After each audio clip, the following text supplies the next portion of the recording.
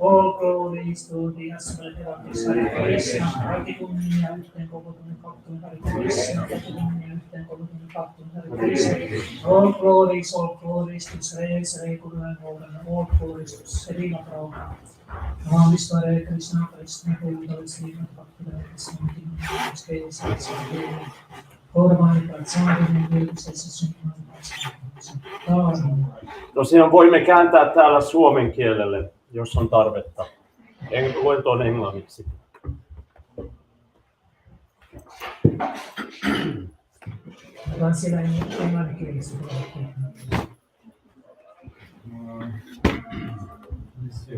This red one, huh? Yes. So we, yeah, okay. Yeah. So welcome to Hare Krishna Temple, to our Sunday program. Now we have a lecture, Bhagavad Gita, but we are speaking mostly about Srila Prabhupada and about his vision.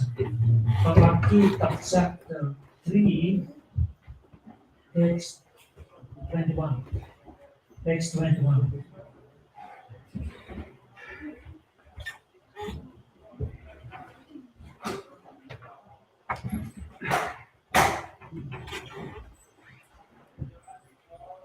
Those who can, please repeat after me.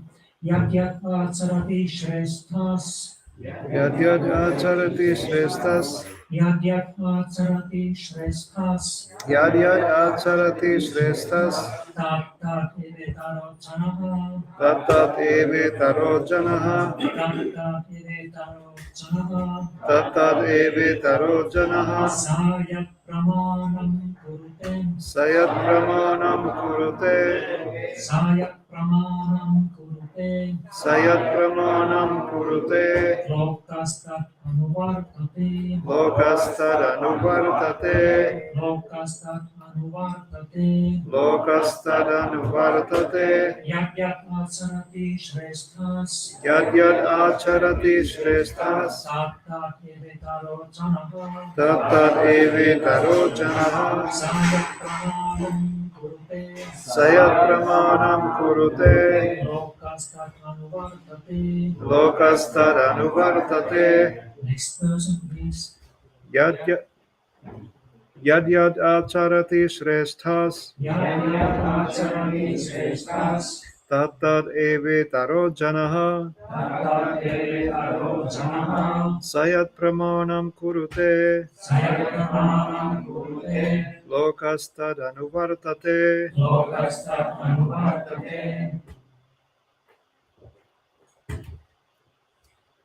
Yat yat. Whatever. Acharati. Idas. Shrestha. A respectable leader. Tat. And that alone. Eva. Certainly. Itaraha. Common. Janaha. Person. Saha. He. Yat. Whichever. Brahmanam. Example. Kurute. Thus perform. Lokaha. All the world. That. Anuvartate. Follows in the footsteps. Translation and purport by His Divine Grace, A.C. Bhaktivedanta Swami Maharaj Prabhupada. Whatever action a great man performs, common men follow, and whatever standards he sets by exemplary acts or the world pursues. People in general always require a leader who can teach the public by practical behavior. A leader cannot teach the public to stop smoking if he himself smokes.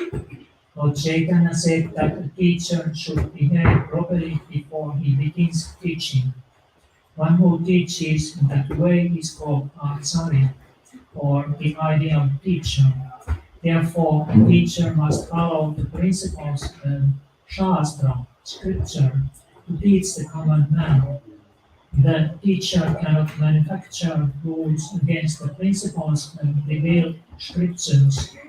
The revealed scriptures like Samhita and similar others are considered as standard books to be followed by human society. Thus, the leader's teaching should be based on the principles of such standard shastras. One who desires to improve himself must follow the standard rules as they are practiced by the great teacher. The Srimad Bhagavatam also affirms that one should follow in the footsteps of great devotees, and that is the way of progress on the path of spiritual realization.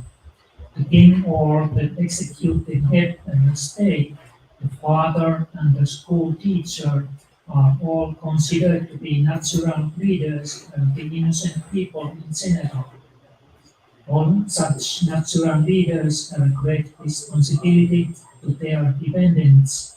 Therefore, they must be conversant with standard books of moral and spiritual goals. This text was Yagyat Acharati Shresttas Tat Evetaro Chanaha Sayat Pramanam Kurute Lokastat Anvartate. Whatever action a great man performs, common men follow, and whatever standards he sets by exemplary acts, all the world pursues.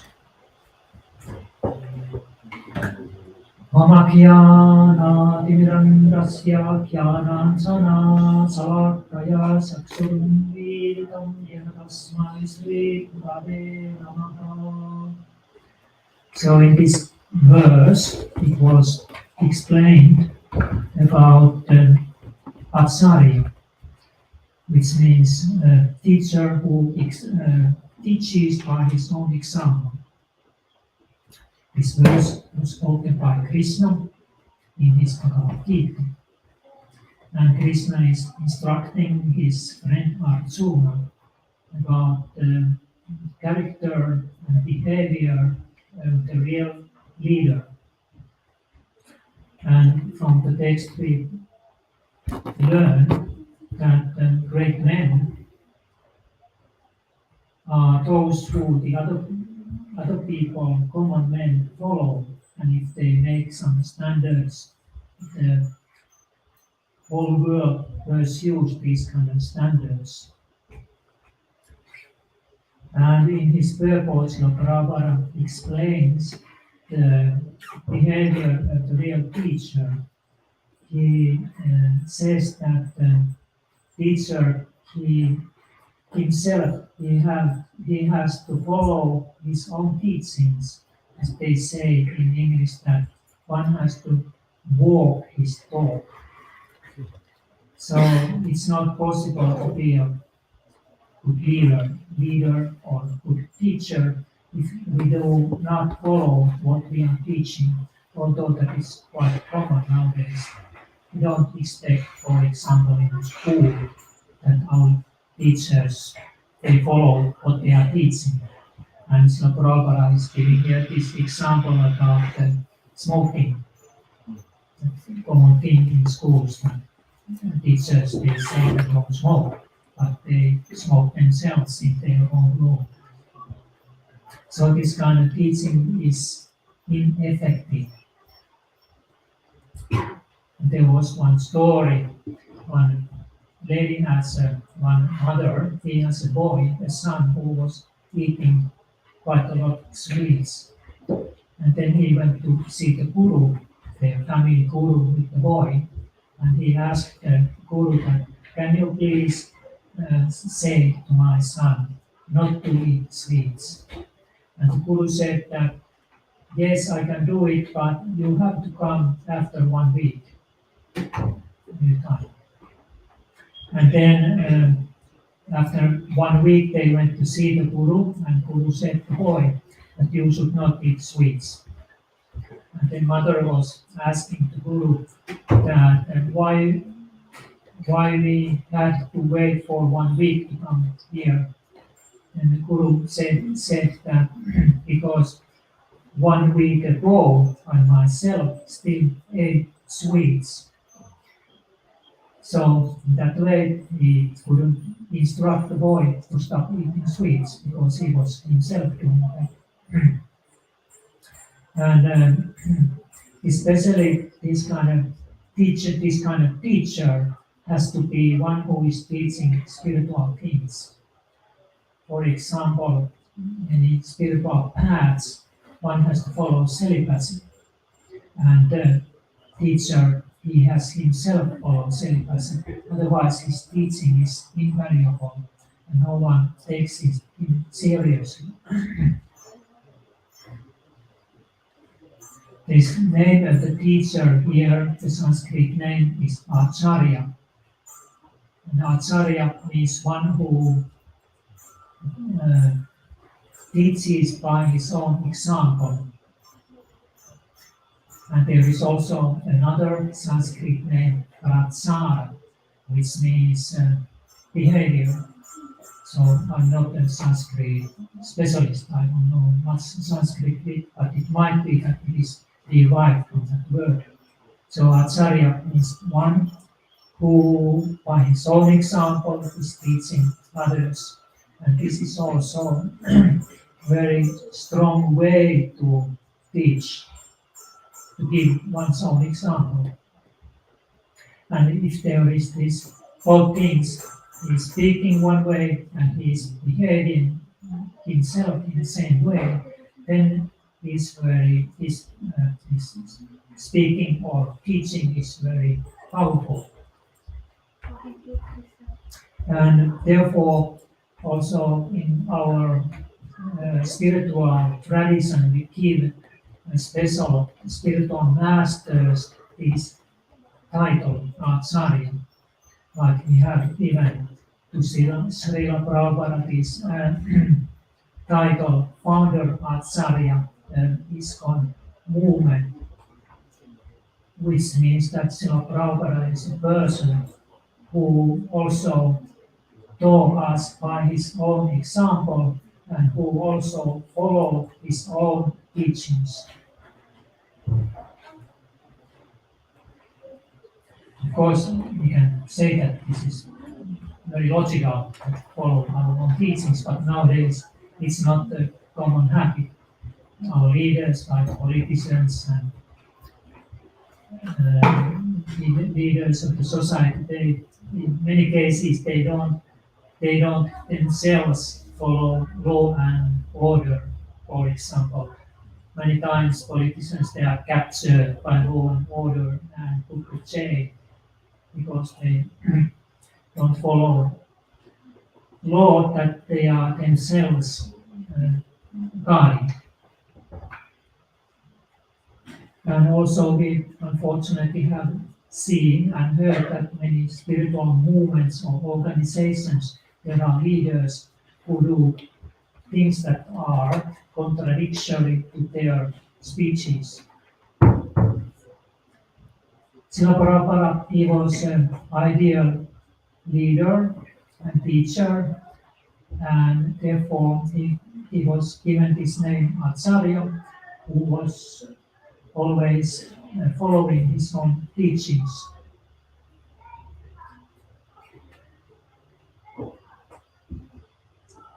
And in our tradition also, we try to follow in the footsteps of the Guru and footsteps of the great Acharyas in the past.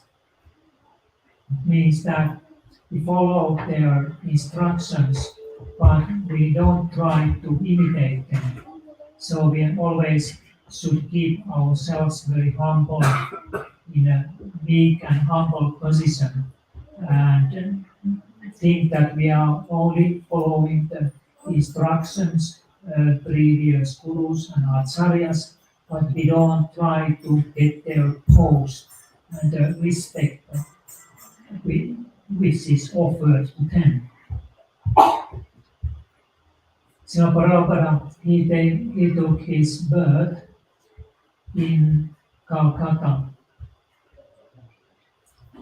which kind of imagination or picture those who have taken birth in West, you have about Calcutta, you may think that it's a city filled out with poor people and beggars. But actually Calcutta at that time, it was a very wealthy city in India. It was the capital city of British India. And Srila Prabhupada's family, where he took his birth, it was a well-to-do middle-class family. And if we want some years, like usually when we are reading somebody's biography, there are always these years. The year was 1896. And his parents, they were devotees of Lord Krishna. And from them, Srila Prabhupada learned Krishna Bhakti. Although he was young and student at the school, he didn't practice Krishna Bhakti so much. But it was there planted in his heart. And then 1922, he first met his spiritual master, Bhaktisiddhanta Saraswati Goswami, in Calcutta in one preaching program. And this was like a turning point in his life. He started to follow his Krishna consciousness and Krishna Bhakti on daily basis. He started to practice it. There are two different levels. We can know Krishna, we can be favorable to Krishna consciousness, but we don't practice. This one level. And the other higher level is that we start ourselves to practice Krishna Bhakti. It is called Sadhana Bhakti. That means that we have some daily programs that we follow, like meditation, singing, worship, studying the Shastras, and so on. So that happened then in 1922 by the mercy of his spiritual master, Bhaktisiddhanta. But Srila Prabhupada, he was married man and he had children and family responsibilities. So he was still engaged quite a lot in these, let's say, materialistic activities.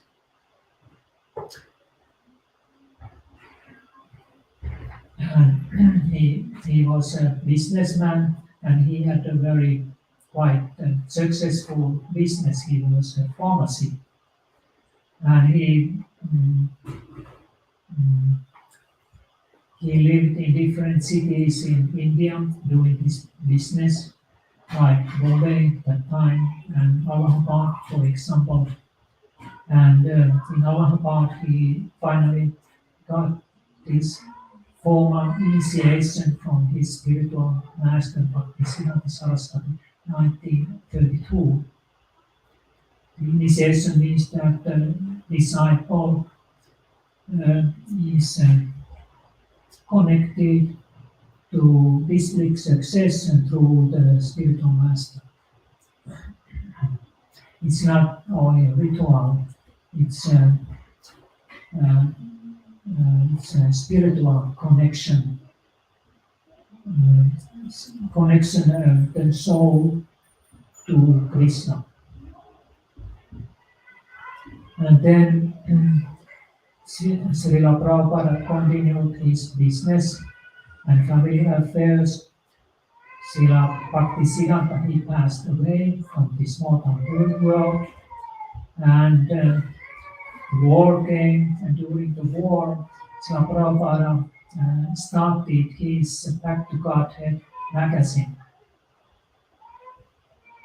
And it was not easy at that time in India to make a regular magazine, like a print magazine.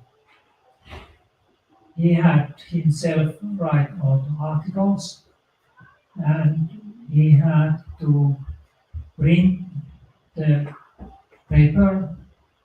He had to get the paper first, then get it to print it, and then he had to collect donations to get money for all this, because he didn't have so much incomes. And then he had to distribute this also himself. So he took the magazines on his arm, and he went out to meet people and offered them these magazines, and then he got some donations. He was walking there in the streets of Delhi with these magazines, going to these stalls to meet people and trying to get them to buy these magazines and get some money so that he can do more. And it was not any easy job. And then his family, they did not so much appreciate this kind of activities. And Prabhupada's his incomes, most of his incomes that he got, he has to use for his maintenance of his family. But then many things happens in his life, so that he lost his business. He got the bankrupt. He lost all his property. And in this way, his family also, they left. They moved back to Calcutta. And then Srila Prabhupada, he was alone. But now he could concentrate more to his preaching mission. He started to translate Bhagavata Purana and Bhagavad Gita and little bit Chaitanya Charitamrita also, which are his Gaudiya Vaishnava's most important scriptures. He moved to Vrindavan and lived there in a temple, and there he was translating, and there he was writing his Back to Godhead magazines. And his spiritual master, Bhaktisiddhanta, he had told him to go to English-speaking countries to preach Krishna consciousness. Actually, Bhaktisiddhanta, he had sent already before some of his disciples to London to preach Krishna consciousness. So they got the money from Bhaktisiddhanta, and tickets and passports were arranged. And in London there were some favorable persons who promised to take care of them. So they traveled there, and then they spoke with high upper class people about Krishna consciousness. But they were mostly like armchair philosophers. So persons who sit comfortably on the armchair and they speaking about philosophy, but they don't practice themselves. It's only an interesting topic to speak, but to follow or practice, no, that's not a thing. And one of them, he met one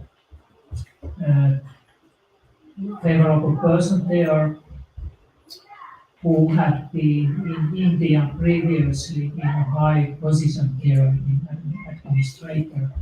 And that person, because he knew this Indian culture and religions, he asked that disciple of Siddhanta that, can you make me a Brahman? And that Maharaj then told him, yes, I can do that. You just have to follow these certain principles. And these principles were that no meat eating, no intoxications, and no sex life, and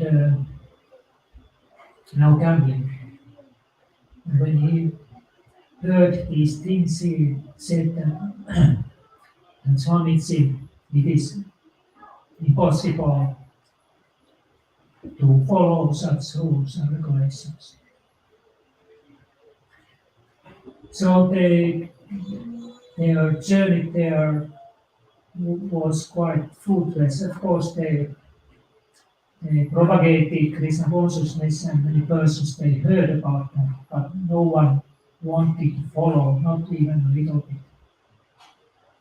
And then they had to return back to India without any good result. And Bhaktisiddhanta, he was very disappointed about this.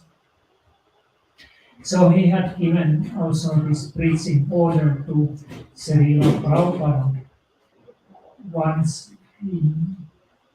actually 3 times, when they first met in Kolkata, and later on when they met at Radhakunda, and the last one when Bhaktisiddhanta sent one letter to Srila Prabhupada. He asked him to go to Western countries to preach Krishna consciousness. But Srila Prabhupada was there in Vrindavan. He didn't have any money to go to India, and he didn't know anybody there to contact. So he was many years staying in Vrindavan and translating Bhagavata Purana to English language and Bhagavad Gita. Then finally he contacted one ship owner, and he got a free ticket to New York from that ship owner, and he got some contact. There was one Indian man working there in the United States who promised to take care of him if he comes there. And then he, 1965, he left India for New York. But life there in New York, it was not easy because he didn't have any followers or supporters, and he hardly knew anybody there. Somehow or other he survived, and he lived in the apartments of the young people who were like hippies. He didn't have own place to stay or live. And he gave lectures in these apartments. And finally, after many turns in his life, he finally got one. It's called storefront, which means one shop, where he opened the Hare Krishna temple. And then he started to expand his movement. He got followers. They were all young people who were rather interested in these hippie ideas to make a better world. Now we remember that those persons who Bhaktisiddhanta sent to London, they were preaching to upper class people. And in New York, Srila Prabhupada, he was preaching to, let's say, lower class people who were hippies. But these young people, they were interested in Krishna consciousness. And they started to follow Srila Prabhupada's instructions. That was the difference between these upper class people. They had some interest, but they didn't have any interest to follow. And these New York hippies, they had interest to also follow Krishna consciousness. So he started 1966 his movement in New York. At that time he had followers also. And then he started to initiate disciples. As he spoke about this initiation, is the connection between the soul and the super soul. The disciple is connected to spiritual master and to Guru Parampara. Parampara means this chain of the Gurus in the past.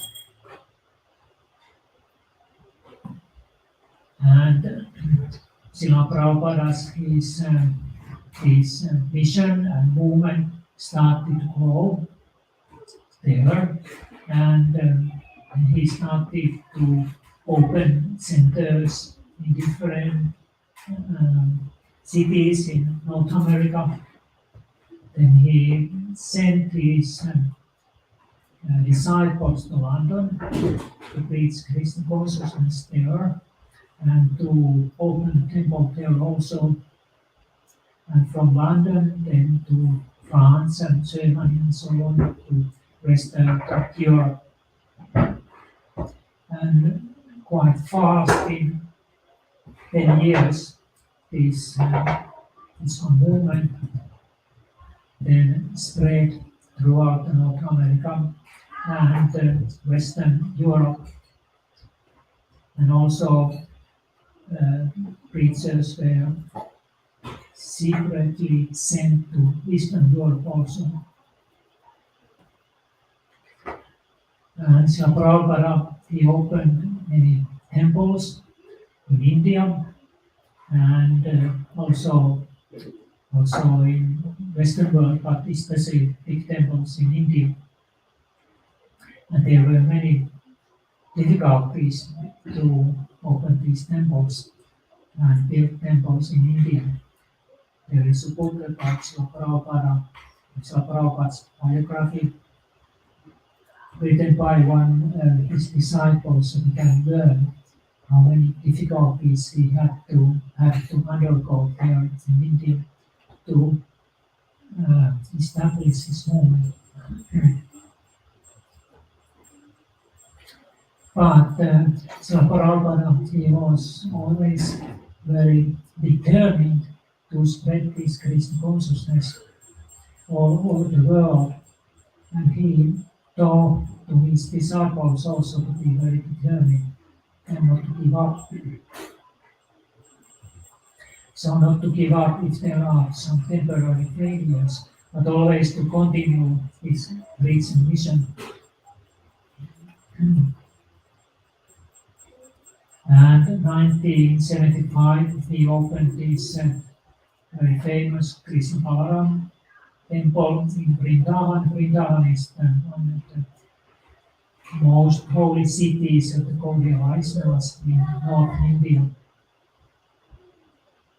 In 1977, Srila Prabhupada left this mortal world there in Vrindavan in this Krishna Balarama temple. And there is also his samadhi. His samadhi is a kind of dome. Samadhi means this that the person enters samadhi. It means that he enters in the spiritual world. We can say like that. But this material body is still there, and it is buried in a certain place, and there is some kind of shrine around it, and it's like a holy place, because this person had used his material body in Krishna's service. So this way, actually, it's not the material body, it's like a spiritualized body. And to Finland, this Krishna consciousness came in the beginning of the 1980s, and temple was established in 89 or 86 in Helsinki. It was not this place. It was one basement place in downtown. And then during the 30 years we have come here, there were still three places between this first one and this. It's like the fifth place where we are now. And this is also the first place that is owned by ISKCON movement here in Helsinki.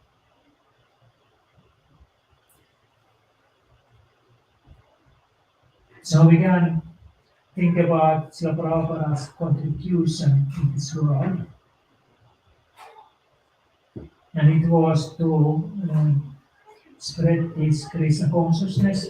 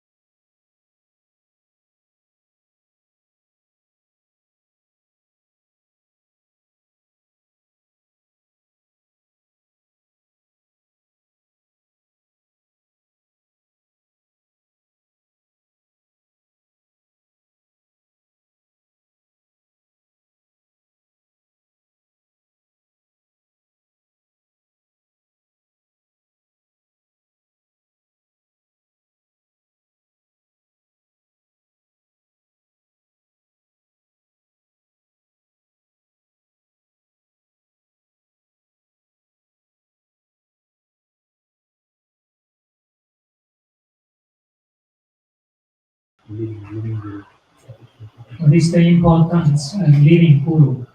Yeah, it's very important because from the living guru means that who is on the planet, we can take initiation. And he also can practically guide us in spiritual life.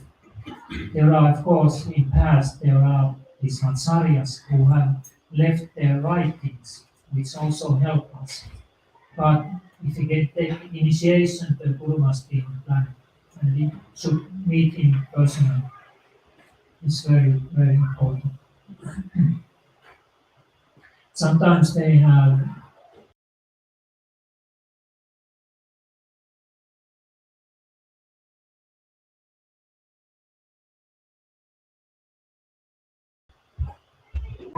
into Hinduism. Although we don't use this Hinduism so much because it's not very scientific word, it's not far from Vedic scriptures like Bhagavad Gita. Krishna doesn't speak anything about Hinduism. But some they criticize Prabhupada about that, why you have introduced this Hinduism and initiated.